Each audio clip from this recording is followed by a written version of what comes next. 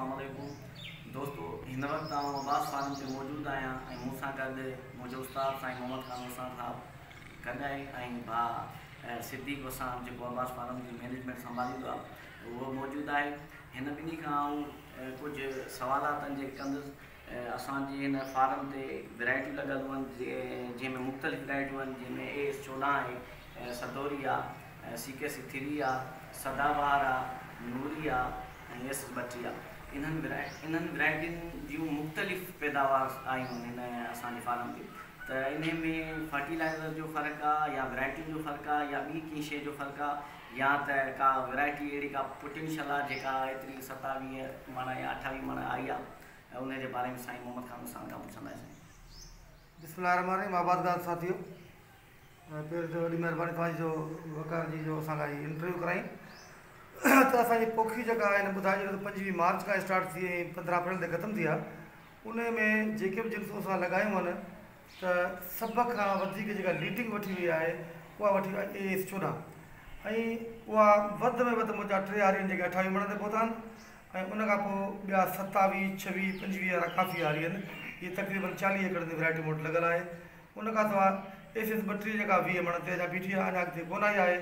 ऐं सदाबहार जेका आहे 18, 20 मण, 21 मण हिते पुगी आहे या CKC 3 आहे जेका उहा वधि में वधि 26, 25 मण ते आई आहे। त रीज़न जेको आउं ॾिसां पियो त वैरायटी जो पोटेंशियल आहे, आउट क्लास जी वैरायटी आई आहे। मुंहिंजे ज़िंदगी में जेतिरियूं माना वैरायटियूं गुज़रियूं आहिनि उन में सभ खां वधीक हीअ वैरायटी ॾिसां पियो त हिन वैरायटीअ 100 ॾींहंनि में या 110 ॾींहंनि में एतिरी पैदावार ॾिनी आहे। माना 28 मण जे पैदावार ॾिनी आहे। अञा त 3 महीना पिया आहिनि या 50 मण इंशाअल्लाह ताला टच कंदी ऐं हिकु बहितरीनु वैरायटी आहे।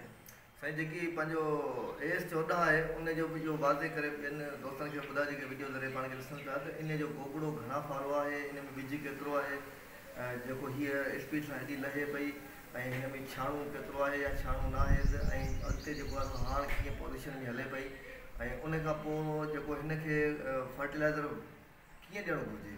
जेकी हेतिरी लही वई आहे त हिन खे थोरो का शइ चेंजिंग त कजे न।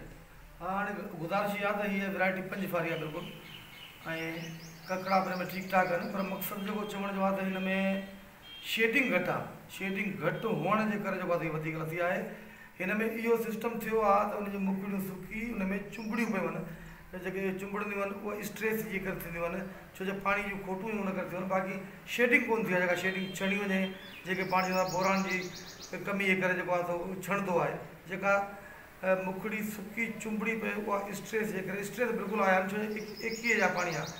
आऊं चवां थो त वण जेको उगाइजे उन में जेॾीमहिल उन में फ्रूटिंग अचे पोइ उन में गप सुकणी न ॾिजे। कुझु दोस्त असांजा चवंदा आहिनि भाउ वणनि खे 15, 21 ते खणी हलो, इहा ग़लति आहे। जिन खे जेतिरो वधीक पाणी था वणनि खे ॾियूं त वण उहो वधीक पैदावार ॾिए थो।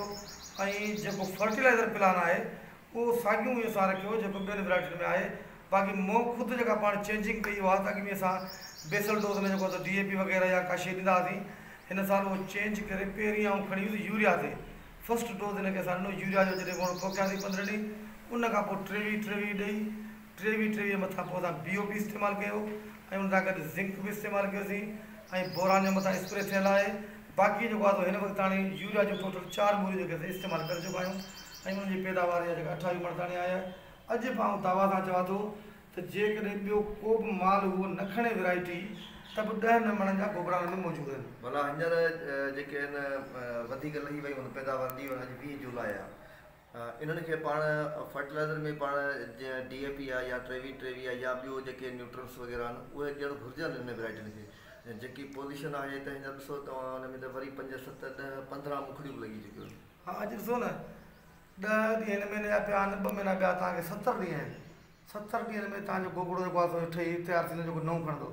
उनजे लाइ हींअर ई तव्हां प्लान कयो त घटि में घटि ॿोरी माना 23 जेके 28 मणनि ते वैरायटियूं आहिनि उन्हनि खे NP जी, उन सां गॾु अधु बोरी यूरिया जी ऐं ह्यूमिक एसिड हुजे, पोटाश, ज़िंक त न, पर पोटाश वग़ैरह जेको हुजे उहो हुनखे ॾियणु घुरिजे। फ्लड वारी जेके शयूं आहिनि न उहे ॾिजनि ऐं उन सां गॾो गॾु जेको आहे सो ही पोटाश जेको आहे उहो स्प्रे मथां बि कजे, हेठां बि ॾिजे त जल्दी जेको आहे तयारु थी वञनि। ऐं इन्हनि शयुनि ते ख़र्चु करण जी ज़रूरत आहे। हाणे तव्हांखे वणनि खे बचाइणो आहे गुलाबी सुंडी खां। उनजे लाइ तरीक़ेकार इहो आहे त तव्हांखे घटि में घटि 3 हफ़्ता यानी हर 7 ॾींहं जेको आहे 21 ॾींहं ताणी 3 स्प्रे मुख़्तलिफ़ ज़ारनि जा करणा आहिनि। उन में तव्हां रेडिएंट ते हलाए वञो, पहिरें स्प्रे ते 120 ml ते उहा गुलाबी सुंडी ख़तमु कंदी। वरी 7 ॾींहं थियनि त तव्हां ICI जी जेका एमाडोस आहे उहा बहितरीनु रिज़ल्ट आहे हुनजी, उहा ॾियोसि। उनजो डोज़ छा आहे एमाडोस जो? उनजो जेको आहे 1 किलोग्राम जो पैकेट 100 ml जो ठहियलु आहे एकड़ जो। ऐं उन खां पोइ प्रोक्सिस ते हलाए वञो, उनजो 100 खां 120 ml जेको आहे डोज़ आहे फी एकड़ जो। मतिलबु आहे त हिकिड़ो गोगड़े जे मथां लेयर ठाहिणो आहे त जीअं गोगड़ो ज़हर जो लेयर ठहियलु हूंदो त पोइ जेको आहे सो हिन ते पिंक न ईंदो। हींअर छो जो बारिश पइजी चुकी आहे ऐं पिंक जो एगलिंग आना ॾियणु शुरू कया अथई गुलनि में या गोगड़े में अचणु शुरू थिया। उन करे आबादकारनि खे अखियूं पटणु घुरिजनि। जेकॾहिं इहो गुलाबी जा स्प्रे ट्रे न कयूं न त वण फिटी वेंदो। सो जी तव्हांजी ॻाल्हि ऐं कटियां थो, तव्हां अक्सर करे CK-3 जे बारे में ॿुधाईंदा रहंदा आहियो आबादकारनि खे। सो अॼु मौक़ो मिलियो आहे आबादकारनि खे इहो पैगाम ॾियणु। हिननि खे बारिशूं पयूं, छा इन बारिशुनि में CK-3 ते पिंक आयो या कोन आयो या ईंदो अॻिते? न हाणे ॾिसो जेको मूं वटि 19 फरवरी जो लॻो पियो आहे 60-70 ॾींहंनि जो CK-3 थियो आहे। अञा कंहिं बि क़िस्म जो हुन ते गुलाबी सुंडी, अमेरिकन लश्करी स्पॉटेड बिल्कुलु का बि सुंडी कोन आई आहे। उन में जेसिड, थ्रिप्स, वाइट फ्लाई इहे शयूं अचनि थियूं, उन्हनि जा असां स्प्रे कया आहिनि ऐं कंदा अचूं पिया। हाणे थिए थो जेकॾहिं बारिशूं पवंदियूं पोइ असांजो आबादकार स्प्रे करे कोन सघंदो आहे, छो रोज़ु जुड़ ठहे पियो हूंदो आहे, मींहुं पियो हूंदो आहे। उन करे हीअ वैरायटी इन ॻाल्हि में कामयाबु ईंदी त हिन ते गुलाबी कोन ईंदी न, पोइ जेके कोकड़ा हूंदसि उहे जेके बची विया सभु बचत हूंदसि, उहे सभु फुटी वेंदा रहिया। बाक़ी इहा ॻाल्हि वादे करे छॾिया त जेके आबादकार क्विकली असां अहिड़ा तकड़ा आहिनि चाहिनि था जल्दी जल्दी फुटियूं कढूं, उहे जेके CK-3 ईअं जल्दी कोन ॾींदी को। हिन में ओपनिंग जेका बॉल ओपनिंग आहे यानी फुटी टिड़ण जो अमल उहो सिलो आहे, तमामु सिलो। वॾी महिरबानी आहे।